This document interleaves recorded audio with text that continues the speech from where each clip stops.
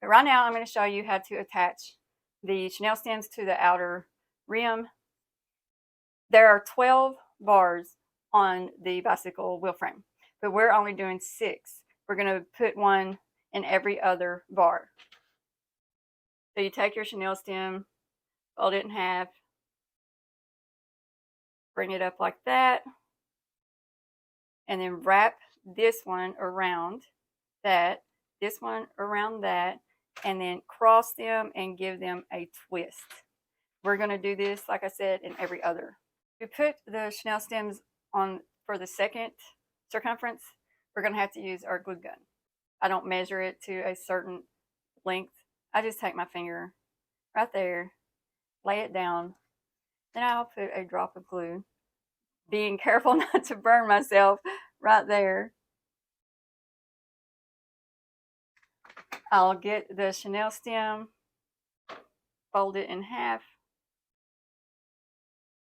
and while that glue is wet, bring it up so it'll stick on that glue and give it a twist. Then I will put another drop of glue on this other side to keep it from sliding in. Now I'm going to do this on every other bar, and I'm doing it offset from these. So I've got the outer ones here, but in between these I'm putting the second circumference. I'm going to put all these on, and then we'll come back and we'll start with the poly jute mesh. Okay, so we're going to take the edge of the poly jute and we're going to walk it from one side to the next. Find a chenille stem that you want to start in. It doesn't matter which one you start on. Put it in there and give it a twist. Now, where this is going behind a storm door, I'm going to make the poofs 8 inches. I would normally make them 10 inches, but I don't want this to be very poofy so it won't get squashed behind the storm door. So I'm only doing 8 because the poly jute is going to fill it in. And then the ribbon also. So I'm doing 8 inches, and I'm one who measures. I can't help it. And go to the next chenille stem.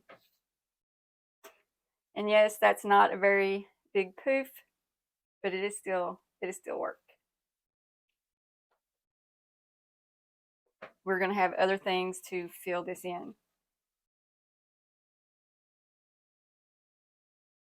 So I'm going to put a poof all the way around in each chenille stem.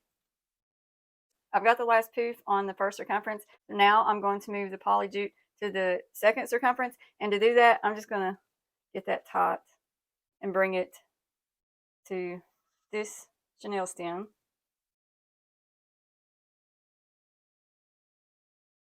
Get that as tight as I can without pulling on this poof.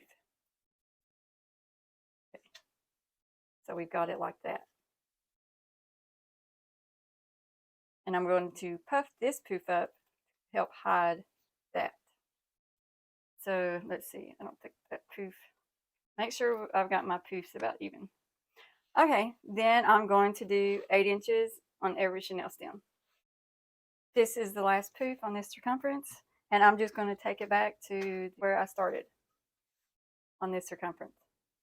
What I'm going to do so that this isn't sticking up too far is I'm going to untwist this. So I can just lay this on top of that poly jute instead of having it laying on top of the twist. Now I'm going to cut this off, and I'm going to cut it off a good length because when I cut this off, I'm going to put it here in the center, and I want it to help give me some support when I put my sign on. Instead of the sign, when I put it on, flattening and going into the wreath, I want it to lay on top of the wreath. So I'm going to cut this off. I don't know. I'm not worried about how long. I'm just going to cut it. And then I'm going to tuck this in here. And like I said, that's going to help give me some support for my sign. It's like a little poof in the center of the wreath. So there we go. There's the poly jute on the wreath frame. So now we're going to start with the poly burlap. I've got my Susie's mesh holder out of the way, got my poly burlap. We're doing ruffles with the poly burlap.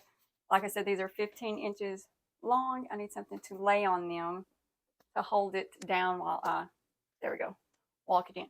So to do a ruffle, lay it with the curve side down and the factory edge on each side. Find the center, kind of like to go under like that to help with the fraying. And I'll walk it from one end to the other end. When I get down here, I kind of like to tuck it under. And then we've got like a bow tie. I want to make sure my bow tie is even. Then we're just going to find a chenille stem and put it on.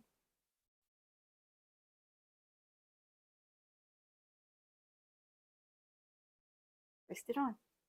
And then you can shape it out how you want. But with the poly burlap, I wouldn't fool with it too much, because if you fool with poly burlap too much, it stretches that out and it won't go back. And then it can cause it to unravel.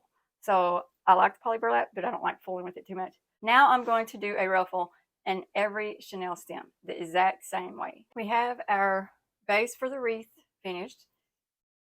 You can do this base for any wreath that you want. You can use poly jute, you can use deco mesh for the poofs in any color for the ruffles.